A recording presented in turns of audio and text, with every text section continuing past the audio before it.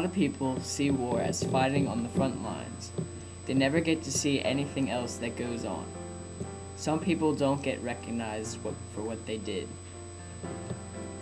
Mr. Schlegel played a very important role in the Korean War. He might not have fought in any battles, but he still had a job to do.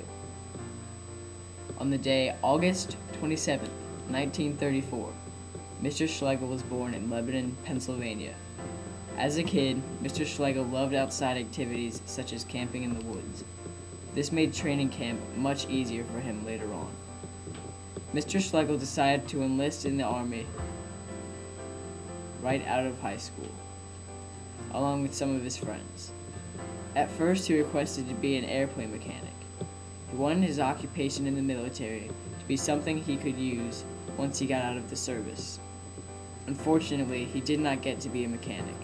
Instead, he was assigned a guard in a refueling base in Saudi Arabia in the 1950s.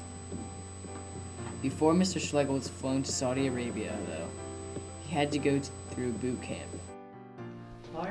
How did you arrive at your base? Well, my first assignment after I enlisted was basic training at Sampson Air Force Base. That's in New York. And after 3 months of basic training, I was shipped to Rome Air Force Base, Rome City, Griffiths Air Force Base in Rome, New York. And after about a year stationed there, in 1954, we were flown over to Saudi Arabia. What was training like? Training, to me, I think being a country boy, was I enjoyed it. It was a lot of, I enjoyed going through the trials and stuff, and the marching and through the training and crawling under the barbed wire fences and jumping over the water. I was good at that stuff. I enjoyed it. When I was a young kid, I used to go out in the woods a lot, camp and stuff like that, and shooting, and I enjoyed the shooting range. We had a lot of fun. To me, that was enjoyable, shooting the different weapons that we had in those days. Where were you trained at? In Sampson Air Force Base is where I took my basic training, and that is no longer in existence. Mr. Schlegel traveled to New York to Griffiths Air Force Base in Rome, New York. There he enjoyed many tasks they had to perform, such as the shooting range and crawling under barbed wire fences. After basic training, it was time for Mr. Schlegel to go to Saudi Arabia. Mr. Schlegel and some of his colleagues, however, fell into a difficult situation. Mr. Schlegel, as well as some other trainees, missed their flight to Saudi Arabia. When they first got to the airport, they were told they had a certain amount of time until they had to return.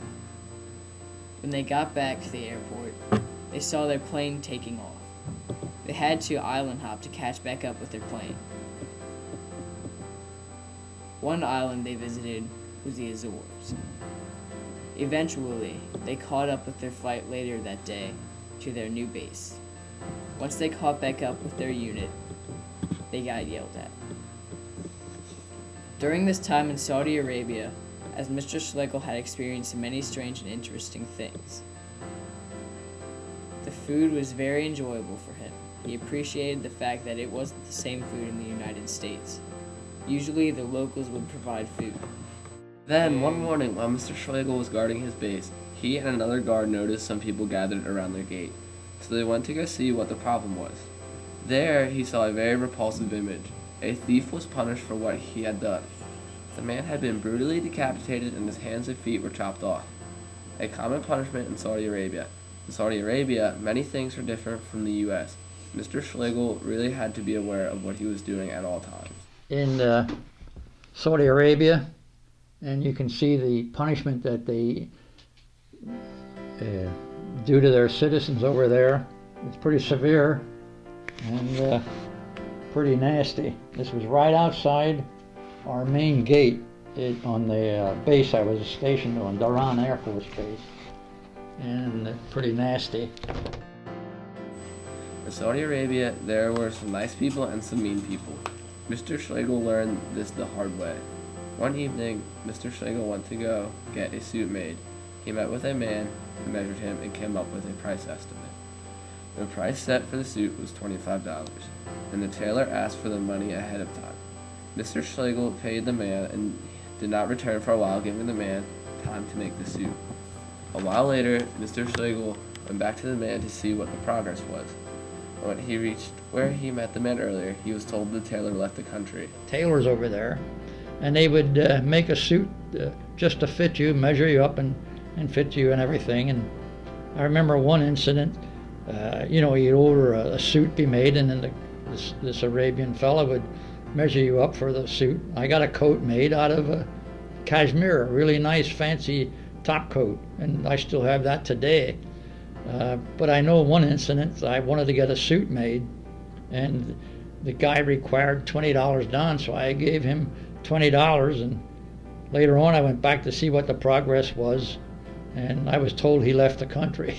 So I lost my $20 and never heard from him again, and I never did have a suit made then. Not all Saudi Arabians were bad, however. Some were very nice. When Mr. Schlegel was stationed in Saudi Arabia, he had always had his Saudi Arabian guard with him. Mr. Schlegel's job in the military wasn't exactly a very well-known job, but it was important. Mr. Schlegel's occupation was to guard the refueling base, and it was risky for this reason. Although he may not have been in the front line in Korea being shot at by enemy fighters, he did have to guard fuel with only a club. No guns, just a club. Not only would it have been challenging if someone tried to attack the base if it were attacked, but a man with a club wasn't exactly an intimidating image either. As was said earlier, Mr. Schlegel's job was very important. Although it may not seem as dangerous as some jobs during the Korean War, it certainly was a key part. Now, Mr. Schlegel is 76 years old and a father as well as a grandfather, uncle, great-uncle, and many others. Mr. Schlegel should always be remembered for his military service.